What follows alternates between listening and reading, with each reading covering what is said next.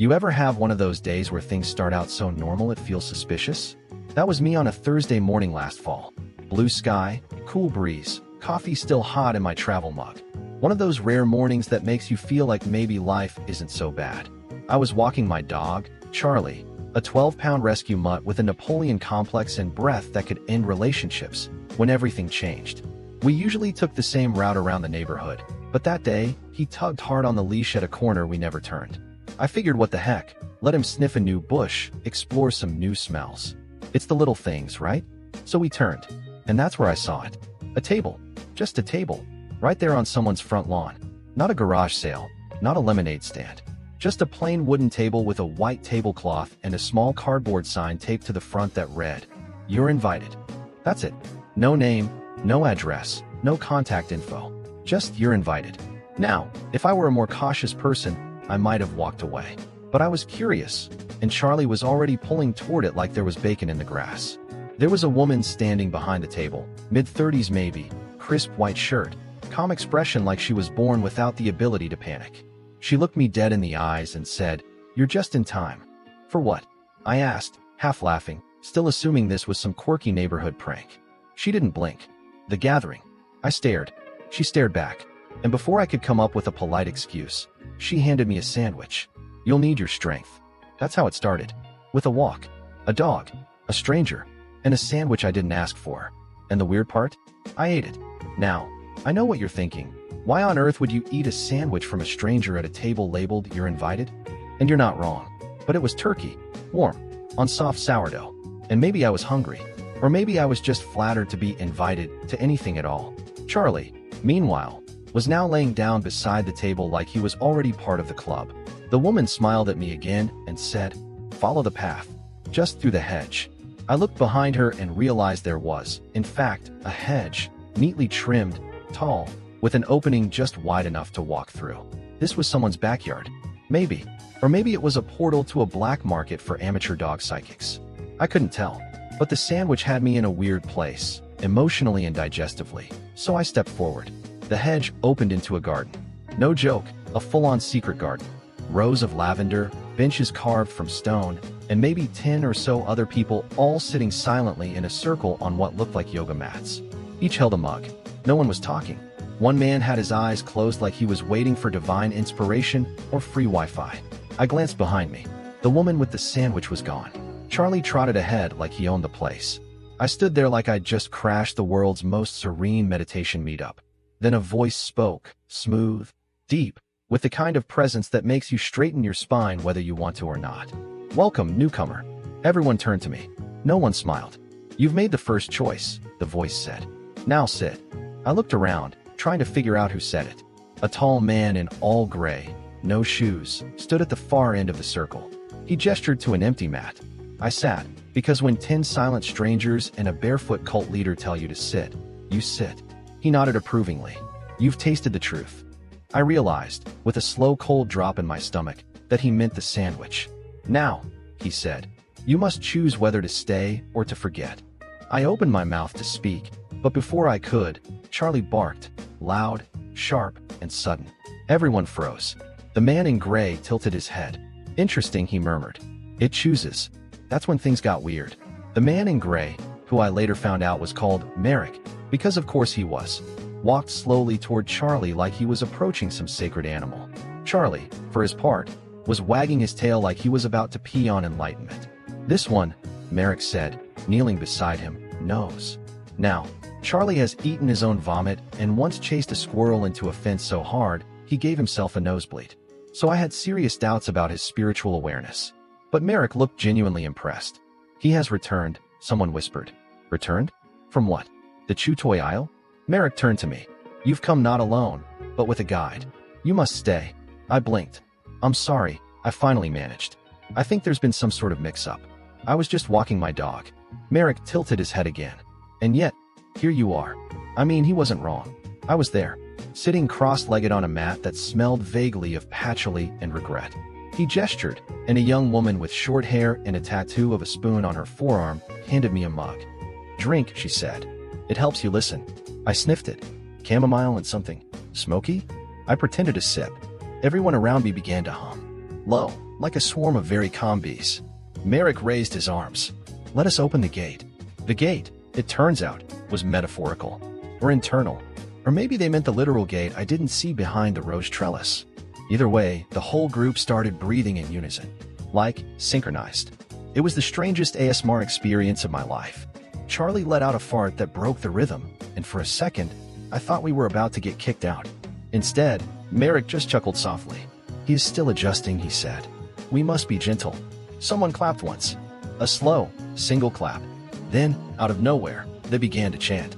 Return, remember, reveal. Over and over. I felt like I was either about to be inducted into a mystery religion or sold essential oils.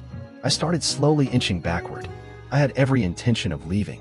And that's when I saw the sign, an actual wooden sign nailed to a tree behind the circle. It read, "The one we seek will arrive with a beast." I looked down at Charlie. He was now chewing a stick like it owed him money. Then I looked up. Everyone else was looking at me. Every single person. You ever get that feeling like someone's just handed you a script and you're the only one who didn't memorize their lines? That was me standing, or more accurately sitting, in a garden full of humming strangers, holding a mug of questionable tea, with a dog that had just been labeled a beast by a man with no shoes. I did what anyone would do in my position. I laughed. A soft, confused, slightly manic laugh that sounded like a balloon deflating politely. Merrick didn't flinch. He only stepped closer. You doubt, he said. I opened my mouth to deny it, but before I could, he continued, that's natural. Doubt is the doorway. To what? I wanted to ask, but Charlie sneezed, and I never got the chance. Instead, Merrick looked to the others and raised one hand. Let the rite begin. A woman in a flowing beige shawl handed me a small wooden box. For the choosing, she said solemnly. I opened it. Inside were 3 objects, a feather, a stone, and what looked like a tiny mirror no bigger than a silver dollar. One must be chosen, Merrick said, and one must be given to the beast. I glanced at Charlie. He was now sniffing the mirror like it might be food. Can I phone a friend? I joked. Dead silence. Then Merrick smiled. Humor. The mask of the uncertain. So I picked the stone. Why? I don't know. Maybe because it felt solid in a moment that didn't. I held it up. Merrick nodded. Interesting. Few choose weight. He turned to Charlie. And what do you offer the beast? I knelt and held out the mirror. Charlie took it gently in his mouth, sat down, and promptly sneezed on it. Merrick's eyes lit up. He accepts. I genuinely didn't know what to do with that information. I half expected a trapdoor to open beneath us or for the sky to part. Instead, the circle began to clap. Soft, measured, synchronized claps that grew in speed and intensity until someone, no joke, rang a tiny bell. Merrick stepped forward again. You will join us Saturday. You'll be ready then. Ready for what? I asked, standing slowly, pulse thumping in my ears. He just smiled. To lead. Led what? Where? Why? No one answered. Charlie wagged his tail like he'd just been promoted. And I stood there, stone in one hand, mug in the other, wondering if I'd just agreed to host a neighborhood seance or accidentally become a prophet. Either way, I had plans now. Saturday, apparently. I left the garden the same way I came in, through the hedge, sandwich crumbs on my hoodie, and a dog that had somehow risen in the ranks of a mystery organization. As soon as we hit the sidewalk, I pulled out my phone. No service. Classic. I jogged 3 blocks before I got a single bar and called my friend Brian, who was my go-to for deciphering weird social situations and cult-adjacent activity. Hey, I said breathlessly. Do you remember that documentary about the wellness commune in Utah? The one with the goats and the matching tunics? Obviously, he replied. Why? I hesitated. I think I might have just joined something similar. But instead of goats, there's tea and a rock. Long pause.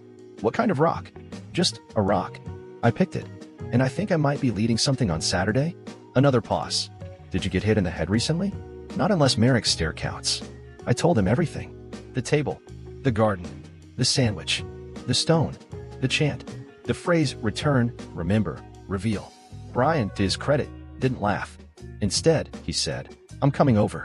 20 minutes later, he was on my porch with a backpack and the expression of a man who'd watched too many conspiracy thrillers. He brought snacks. Rule 1 of cult infiltration, he said. You bring snacks you can trust. Charlie barked, probably to second that.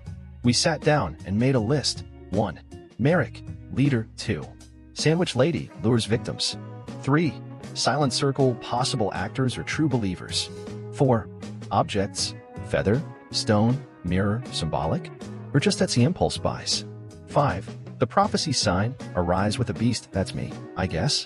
What's the plan for Saturday? Brian asked. Did they say a time? I shook my head. Just Saturday. Like I'm supposed to psychically know. Well, he said, good thing I have no social life. We're going back. I blinked. We. Yes, we. You think I'm letting you go to a prophecy party without backup? We spent the next 2 days prepping like we were about to crash a spiritual TED Talk. Brian read Reddit threads on cult deprogramming. I googled how to not offend a peaceful collective while low-key spying on them. Charlie napped. Saturday morning came fast. I wore my most neutral outfit, no logos, just soft tones, and shoes I could run in. Brian packed granola bars and duct tape just in case. Charlie was unusually calm, like he knew. As we approached the hedge, I could already hear it. Soft music. Drums. A rhythm. A beat. Well, Brian muttered, we're either joining a movement or getting murdered to a flute solo. And then we stepped inside. The garden had changed. Gone was the casual calm of last time. Now it felt prepared, intentional. The yoga mats were gone, replaced by a large circular woven rug with symbols I didn't recognize, something between a compass and a pie chart. A canopy of white fabric hung overhead, swaying gently in the breeze, casting everything in a hazy, diffused light that made reality feel slightly theatrical. And at the center of it all, Merrick, still barefoot, still radiating that unnerving kindergarten teacher meets wizard energy. You've returned, he said, nodding at me. And you brought a witness. His eyes flicked to Brian, who looked like he'd just walked into a live escape room. Cool rug, Brian said. Merrick smiled. All will be revealed in time. He gestured for us to join the others, who were now seated on round cushions arranged in perfect symmetry around the rug. Brian and I took our places, Charlie lying between us like he belonged there. Merrick began to speak. Long ago, before names divided us, there were the marked. Those who felt the rhythm, who could read the unseen. Great. We were in storytime mode. Every few generations, he continued, one returns. Not alone. Always with the beast. He nodded in my direction. And now you are here. Right, I said, trying to sound casual. Quick question. What does the beast do exactly? A woman gasped softly. Merrick smiled. He guards the door. I blinked. Like, metaphorically, or, before I could finish, he clapped once.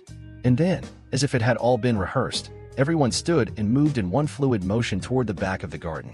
A section of hedge had been pulled away, revealing a narrow wooden staircase descending underground. Underground. I looked at Brian. He looked at me. Charlie sneezed, as if to say, after you, fools. Merrick led the way. I followed, my heart tap dancing somewhere in my throat. The stairs creaked. The air grew colder. And then we were there, a stone room lit by dozens of candles, each flickering in glass jars. At the far wall stood a door. Not a metaphor. A literal door. Old wood. Rusted hinges. A handle shaped like an eye. Merrick turned to me. Only the chosen may open it. And only if the beast approves. Charlie walked up to the door. Saturday. And barked once. The candles flickered. And then somehow, impossibly, the door clicked open. I froze. Brian whispered, that's not normal, right? I shook my head. Nope. Not even a little. Merrick bowed his head.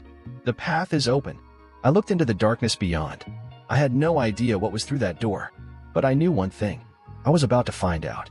There's a very specific type of silence that happens when a door creaks open into something ancient. Something that smells like forgotten paper and damp secrets. That's the silence we stepped into. The passage behind the door was narrow, lined with smooth stone walls etched with symbols that pulsed faintly in the candlelight. They looked like handwriting from someone who had never used their thumbs. Merrick gestured for me to lead. Of course. Why wouldn't I, the unwitting dog walker turned accidental prophet, be the one to head into the crypt of confusion first?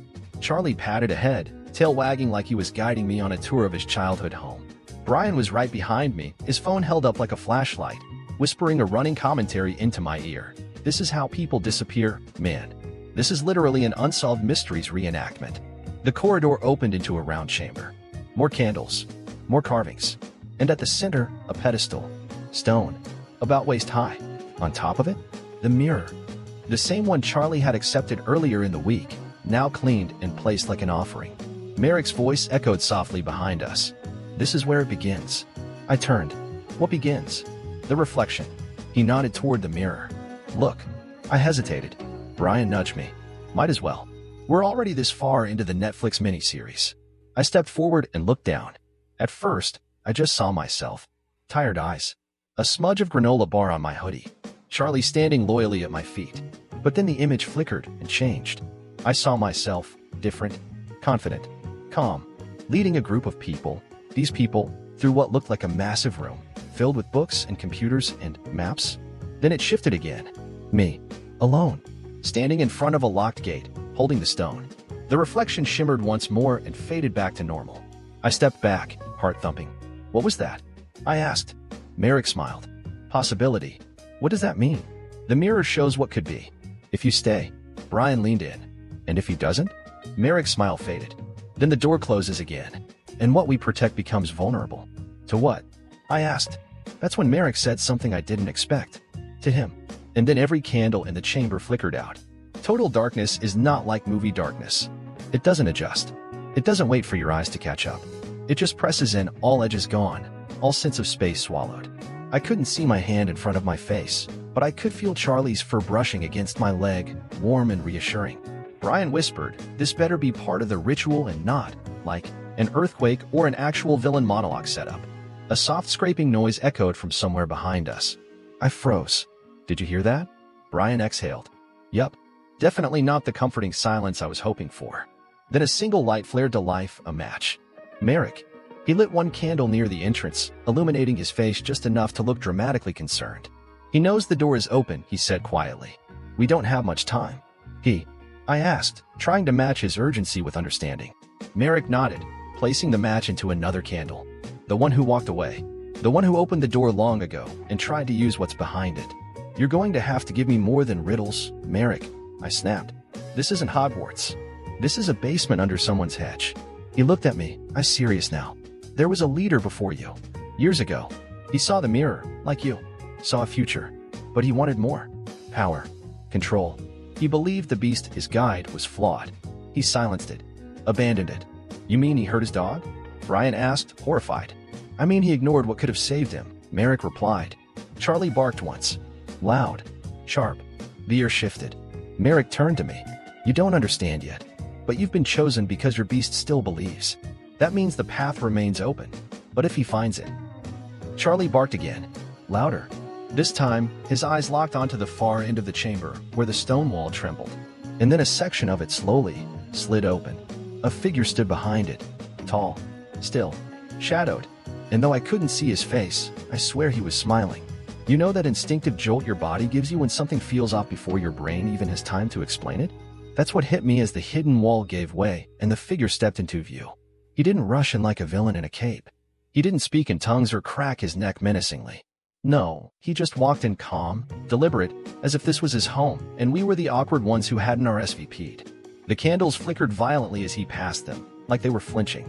His clothes were simple, gray like Merrick's, but cleaner, newer. His hair slicked back, too perfect. But it wasn't any of it that unsettled me. It was his eyes. They didn't scan the room. They landed, directly on me. As if he'd been walking toward me long before this day, and the rest was just delay. Ah, he said, voice warm, measured. The replacement. Merrick took a step forward. You shouldn't be here. I was always here, the man said, smiling faintly. You just finally opened the door. I whispered to Brian, what is this? He whispered back, a deeply unprofessional escape room? The man looked down at Charlie. A new beast, he said thoughtfully. This one's louder than mine was. Charlie growled low. A sound I'd never heard from him, not playful, not annoyed. Protective. Merrick stepped between us. You forfeited your place the moment you tried to bend the path to your will. And yet, the man said, now shifting his gaze back to me, he's here. And I'm here. Which means we both know, it's not over. I finally spoke. What do you want? He smiled wider. Just to finish what I started. You opened the door. Now you get to decide what stays locked. And then he reached into his coat and pulled out, of all things, a feather. The same kind from the box I'd seen on day one. The one I hadn't chosen. Merrick looked stricken. That's not possible. It was burned. The man chuckled. Nothing ever really burns down here. And with that, the candle closest to him blew out on its own. Then another. Then another. One by one, the room plunged into darkness again. Except this time, it wasn't empty. This time, he didn't leave. We stood frozen in the dark. No one dared move, not even Merrick. The air grew heavy, charged, like just before a storm. I could hear breathing, but I couldn't tell if it was Brian's, Merrick's, or his. Charlie pressed closer to my leg. I could feel his heartbeat through the leash. Fast. Uneasy. Then, from the shadows, the man's voice floated toward us. Low, calm, too close. You didn't pick the feather, he said. Why? I swallowed. It felt too light. Too easy. He chuckled. Exactly. You made the wrong choice. And then, a faint scraping sound, something being dragged along the stone floor. The candles didn't relight. No one moved to stop him. Merrick whispered, he's trying to undo the balance. What does that mean? Brian asked, somewhere behind me. It means, Merrick said, he's trying to take the mirror. My stomach dropped. The mirror. That weird silver disc that showed me a future I didn't understand. The object Charlie had once accepted. I turned, hands outstretched in the dark, feeling for the pedestal. It was still there. Cold. Still. The mirror sat in the center. I won't let you, I said. The air shifted again. A new sound. A soft click. A latch. Suddenly, Charlie barked. Louder than I'd ever heard. The chamber shook, not wildly, but like something ancient stirred beneath our feet. And then, one by one, the candles reignited. The man stood with the mirror in his hands. But he was frozen, literally, not figuratively. Locked in place.